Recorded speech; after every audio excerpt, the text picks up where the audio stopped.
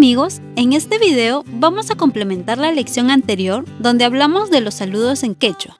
Si aún no lo has visto, te dejo el enlace en la caja de descripción. Entonces, ¿de qué hablaremos en esta lección?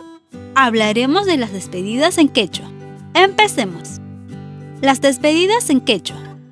Ya hemos aprendido diferentes formas de saludar cuando nos encontramos con algún conocido, amigo o familiar.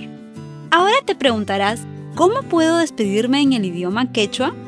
Bueno, lo primero que tienes que saber es que en la cosmovisión andina no existe el adiós, ya que se tiene la seguridad que uno se volverá a encontrar con esa persona más adelante.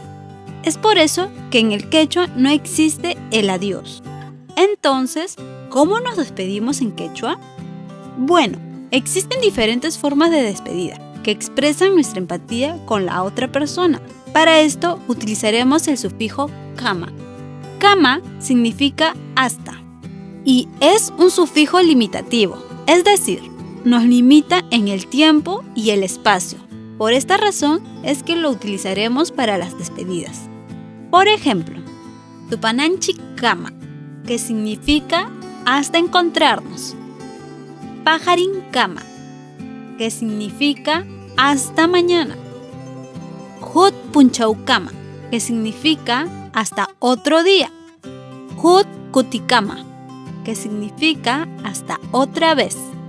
Muy bien. Otra forma de despedirnos al finalizar un diálogo es utilizando los días de la semana y el sufijo kama, haciendo referencia del día en que te volverás a encontrar con la otra persona. Por ejemplo, sábado kama, que significa hasta el sábado. Domingo kama, que significa hasta el domingo. No te preocupes, que en las próximas lecciones estaremos viendo de forma más amplia el sufijo kama y los nombres de los días de la semana en el idioma quechua. Bueno amigos, llegamos al final de este video. Ha sido una lección muy breve, pero era importante complementar la lección de los saludos en quechua. Te recomiendo repasar cada una de las lecciones de este curso básico de quechua. Si tienes alguna sugerencia o pregunta, puedes dejarme un comentario. También te dejaré los enlaces de las lecciones anteriores en la descripción de este video. Espero este video te haya gustado. Si es así, déjame un like, suscríbete a mi canal y activa la campana para que no te pierdas los nuevos videos que iré subiendo. ¡Hasta la próxima!